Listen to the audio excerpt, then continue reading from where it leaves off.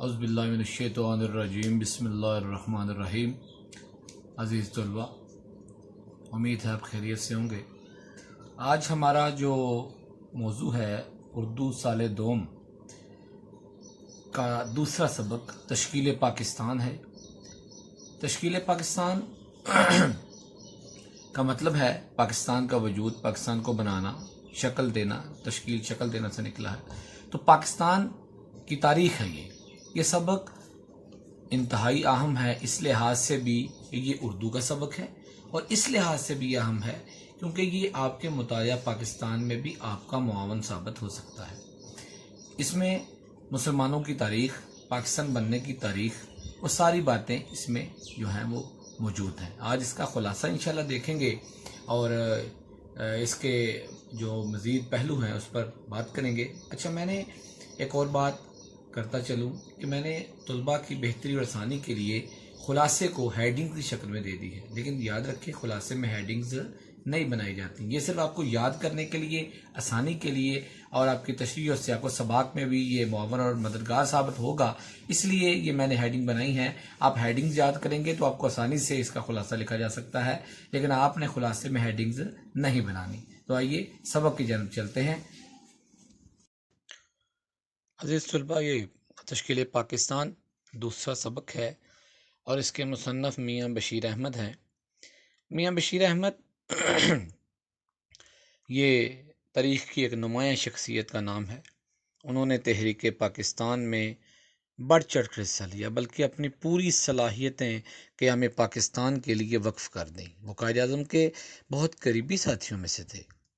شعر و ادب کا ذوق انہیں اپنے والد جسٹس میاں شاہ دین ہمایوں سے ورثے میں ملا، اور میاں بشیر احمد کے جاری کردہ رسالے ہمایوں نے بھی اردو زبان کی ترویج اور ترقی میں بہت اہم کردار جو تھا وہ ادا کیا تھا۔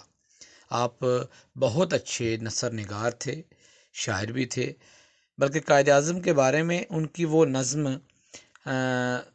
جو ہے وہ بڑی مشہور ہوئی تحریک پاکستان کے دور کے اندر، جس کا ایک بڑا ہی معروف مصرع ہے، ملت کا پاسباں ہے محمد علی جناح۔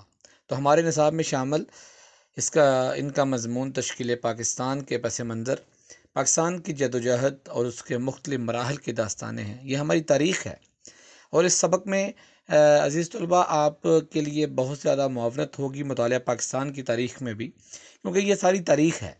پاکستان کے قدم بقدم داستان اور تشکیل پاکستان کا مختلف مراحل کا مختصر خاکہ ہے، جس میں نثر نگاری انتہائی سادہ اور سہل انداز میں پیش کیا گیا ہے۔ فقرات کو آپ دھیان سے پڑھیں، دھیان سے سنیں، تو یہ آپ کو اردو کے علاوہ آپ کے مطالعہ پاکستان میں بھی آپ کو جو ہے وہ مدد دے گا۔ تو آئیے اب سبق کے خلاصے کی جانب چلتے ہیں۔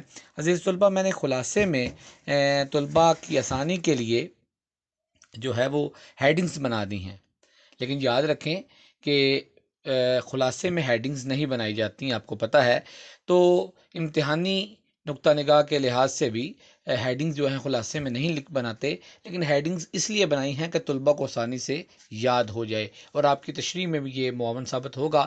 مگر آپ نے صرف ان ہیڈنگز کو اپنے ذہن نشین کرنے کے لیے، یاد کرنے کے لیے ہیڈنگز یاد کرنی ہے، خلاصے میں ہیڈنگ بالکل بھی نہیں لکھنی۔ تو چلیے خلاصے کی جانب چلتے ہیں۔ جی عزیز طلباء، مسلمانوں کا زوال جو ہے وہ پہلی ہیڈنگ ہے۔ ہندوستان میں مسلمانوں کے زوال کا آغاز 1707 میں اورنگزیب عالمگیر کی وفات کے ساتھ ہوا۔ مسلمان سیاسی اور مذہبی دونوں لحاظ سے زوال پذیر تھے، چنانچہ حضرات شاہ ولی اللہ رحمۃ اللہ علیہ، شاہ عبدالعزیز رحمۃ اللہ علیہ اور سید احمد شہید رحمۃ اللہ علیہ نے مسلمانوں کو مذہب سے ہم آہنگ کرنے کے لیے بھرپور کوشش کی، جس میں کافی حد تک وہ کامیاب ہو گئے۔ اس کے بعد اگلی جو ہیڈنگ ہے وہ سید احمد شہید فرائضی تحریک۔ مسلمانوں کو سیاسی اور معاشرتی تنزل سے نکالنے کے لیے سید احمد بریلوی رحمۃ اللہ علیہ نے 1816 سے 1831 تک بھرپور کوششیں کیں۔ آپ نے 1826 میں سکھوں کے خلاف مذہبی جہاد کا آغاز کیا، لیکن بعض سرداروں کی غداری کی وجہ سے مسلمانوں کو شکست ہو گئی۔ آپ رحمۃ اللہ علیہ 6 مئی 1831 کو بالاکوٹ میں شہید ہو گئے۔ اسی زمانے میں بہار میں فرائضی تحریک کا آغاز ہوا، جس کا مقصد مسلمانوں کو مذہبی فرائض کے قریب لانا اور ان کی مدد کرنا تھا۔ جی، اس کے بعد نیکسٹ ہیڈنگ ہے انگریز کا مکمل قبضہ سید احمد خان۔ 1857 میں مسلمانوں کی رہی سے عزت بھی خاک میں مل گئی۔ مسلمانوں کی زمینیں یہ غلط لکھا گیا ہے، زمینیں چھین لی گئیں، ان پر تعلیم، سیاست، ملازمت، ہر طرح کے دروازے بند کر دیے گئے۔ ایسے میں سر سید احمد خان نے مسلمانوں کو نئے زمانے کی ضروریات سے آگاہ اور نئے علوم حاصل کرنے پر آمادہ کیا۔ چنانچہ اسی سلسلے میں آپ نے آل انڈیا محمدن ایجوکیشن کانفرنس اور دیگر اداروں کی بنیاد رکھی۔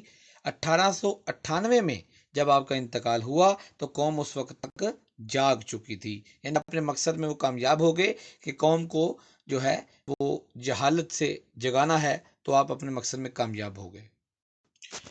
جی، اگلی ہیڈنگ دیکھیے، سر سید کے جانشین۔ سر سید کے بعد ان کے رفقا یعنی ان کے ساتھیوں نے ان کا کام جاری رکھا۔ محسن الملک نے علی گڑھ کالج کو ترقی دی، وقار الملک نے مسلم لیگ کی بنیاد رکھی، حالی کی مسدس نے مسلمانوں میں نیا جوش پیدا کیا اور شبلی نے ندوۃ العلماء قائم کیا، تاریخ پر قلم اٹھایا۔ امیر علی نے انگریزی تصانیف کے ذریعے مغربی حلقوں میں اسلام کی جو ہے وہ وقت پیدا کی۔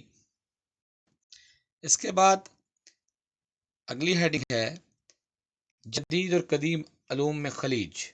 اس دوران مسلمان قدامت پسند اور جدت پسند دو حصوں میں بٹ گئے۔ علامہ اقبال رحمۃ اللہ علیہ قدیم اور جدید دونوں علوم پر گہری نظر رکھتے تھے۔ آپ رحمۃ اللہ علیہ نے خودی کو پہچاننے پر زور دیا اور اطاعت، ضبط نفس اور نیابت الہی کو خودی کے منازل قرار دیا۔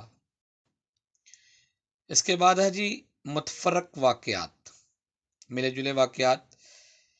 مسلمان اپنے رہنماؤں کی پکار سن کر ترقی کی راہ پر چلنے لگے۔ چنانچہ دسمبر 1906 میں مسلم لیگ قائم ہوئی۔ 1909 میں تقسیم بنگال کی تنسیخ اور 1912 میں جنگ بلقان و طرابلس سے مسلمانوں کو یقین ہو گیا کہ ان کے حقوق محفوظ نہیں ہیں، اس لیے انہوں نے 1913 میں سیلف گورنمنٹ کا مطالبہ کیا۔ انہوں نے کہا ہماری گورنمنٹ ہونی چاہیے اور کانگریس کو اپنے ساتھ میں لایا، مگر کچھ عرصے کے بعد ہندوؤں نے بھی مسلمانوں کے خلاف اپنی تحریکات کا آغاز کیا اور یہ تحریکیں جو تھیں انہوں نے مسلمانوں کے خلاف اٹھ کھڑے ہوئے، یہ تحریکات کا آغاز ہوا اور یہ سلسلہ قیام پاکستان تک جاری رہا۔ اس کے بعد دیکھیے اگلی ہیڈنگ ہے قائد اعظم کی قیادت۔ ان حالات میں قائد اعظم جیسے رہنما کی قیادت کسی نعمت سے کم نہ تھی۔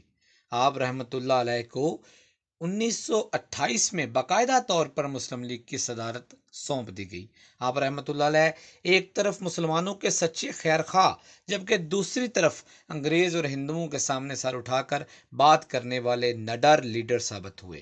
آپ نے 23 مارچ 1940 کو قرارداد لاہور کی صدارت کی، جس سے مسلمانوں نے اپنی منزل کا تعین کر لیا۔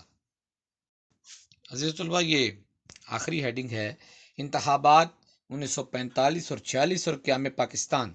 بعد ازاں 1945 اور 46 کے انتخابات نے بھی انگریز حکومت پر واضح کر دیا کہ مسلمانوں کے مطالبہ پاکستان کو اب زیادہ دیر تک ٹالا نہیں جا سکتا۔ بالآخر 3 جون 1947 کو ہندوستان اور پاکستان کی آزادی کے حوالے سے اپنا ایک منصوبہ شائع کیا اور یوں 10 لاکھ مسلمانوں کی شہادت رنگ لائی اور بالآخر 14 اگست 1947 کو پاکستان مارد وجود میں آ گیا۔ پاکستان چونکہ اسلام کے نام پر وجود میں آیا، چونکہ اسلام ہی پاکستان کے مسلمانوں کی زندگیوں کا نظم العین ہے۔ عزیز طلبہ یاد رکھیں، پاکستان ایک واحد نظریاتی مملکت ہے۔